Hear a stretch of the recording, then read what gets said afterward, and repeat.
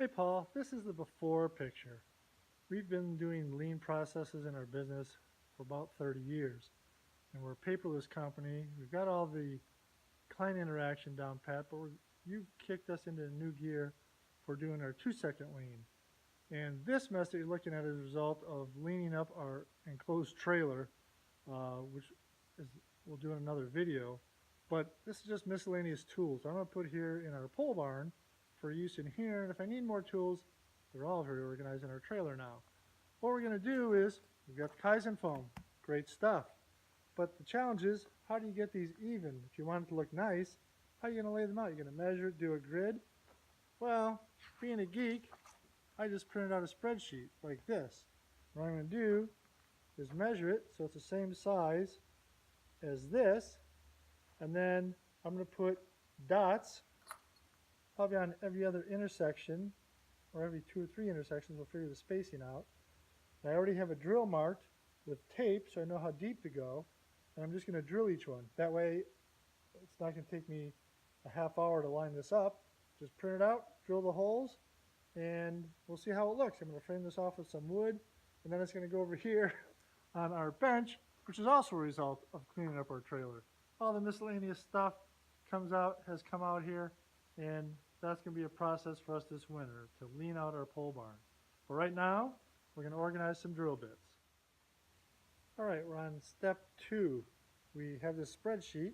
I counted I have about 70 pieces that I need to put in here. And the reason why I'm doing this is they sell them like this, but if anybody can fit their fingers in there and get these out and put them back in, it's beyond me.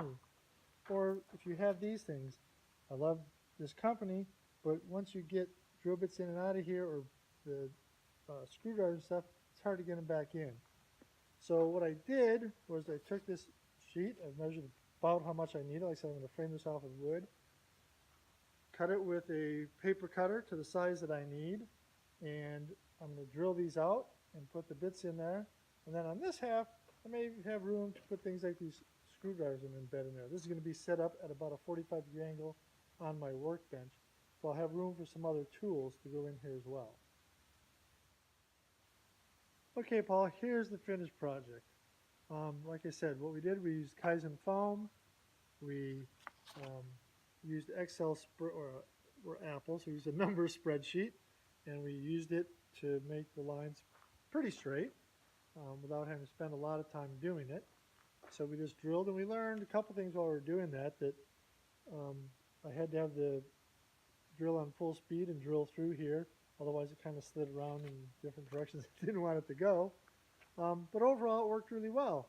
I used the scrap lumber that we had around here. And I like to say I did this ahead of time, but we also used a scrap piece of plywood for the base. And it was wide enough but not long enough, so I cut it to what it needed. But now this makes nice handles to pick this up and carry it around. So I'd like to say I thought about that ahead of time, but it leaned itself. So this is our first video. I apologize for the first 2 being vertical. We always take them video. We're landscape contractors. But I guess I was excited to submit this first video. There you go. Just one more thing. I forgot that I had to put my finger holes in here.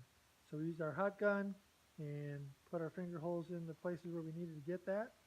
And that's our Kaizen foam. We consolidated a big mess into something that we can use here in the barn. And if I need the serious tools, I can go out in our enclosed trailer that we haul around to every project that's all Kaizen foam in all the toolboxes. I can get whatever I need. This is Glenn Riker with MKE Greenworks.